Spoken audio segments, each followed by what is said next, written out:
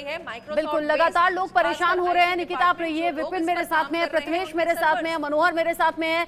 दुनिया भर में असर हुआ है माइक्रोसॉफ्ट के सर्वर के ठप होने से। ऐसे में ब्रिटेन, जहां पर रेल सेवा प्रभावित हो गई है, इसी सर्वर के ठप होने से हांगकांग एयरपोर्ट पर भी इसका प्रभाव देखा गया है। ऑस्ट्रेलिया से खबर यह है कि एबीसी न्यूज में भी तकनीकी दिक्कत का सामना लोग कर रहे हैं। ऑस्ट्रेलिया सरकार ने इमरजेंसी मीटिंग बुला ली है इसको लेकर, तकनीकी खराबी को लेकर आपात बैठक बुलाई गई है।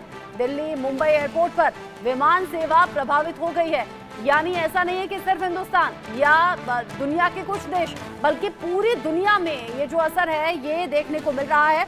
और अब जो स्क्रीन है वो नीली हो गई है लैपटॉप की और कंप्यूटर की, कुछ इस तरीके से नीली स्क्रीन हो गई है।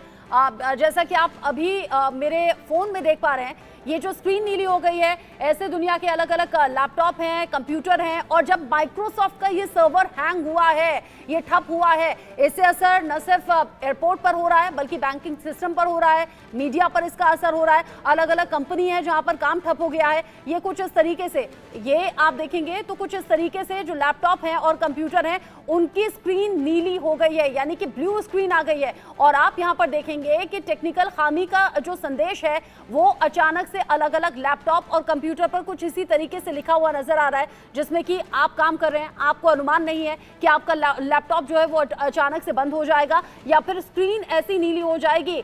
विपिन परमार से मैं इसको लेकर ज्यादा अपडेट लूंगी। विपिन, अक्सर हमने ऐसा फिल्मों में देखा है कि अचानक से पूरी दुनिया का जो सिस्टम है वो हिल जाता है, या फिर ये कहिए जो सर्वर है वो ठप हो जाता है, या फिर स्क्रीन एक जैसी हो जाती है। कुछ वैसी ही झलक अभी तो दिख रही है, सोशल मीडिया भरा पड़ा है इस तरह की खबरों और पिक्चर्स से।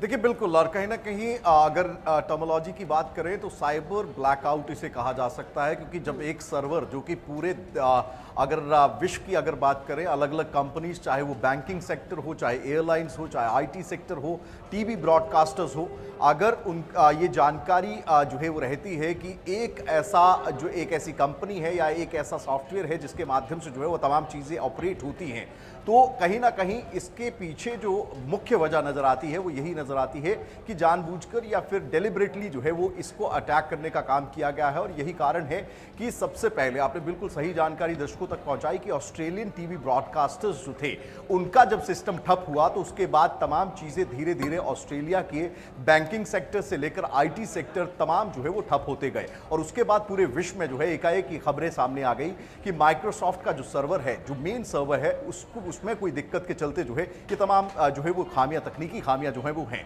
लेकिन कहीं ना कहीं इतना लंबा अंतराल हो गया, और ऐसे में कहीं ना कहीं जिस तरीके से ये जो ब्लू स्क्रीन का कॉन्सेप्ट है, और इस ब्लू स्क्रीन की अगर बात करें तो सीधे सीधे जो है वो डेलिब्रेट अटेम्प्ट जो है वो साइबर सिक्योरिटी वॉल्स को तोड़कर किस तरीके से ये साइबर ब्लैकआउट लाया गया है।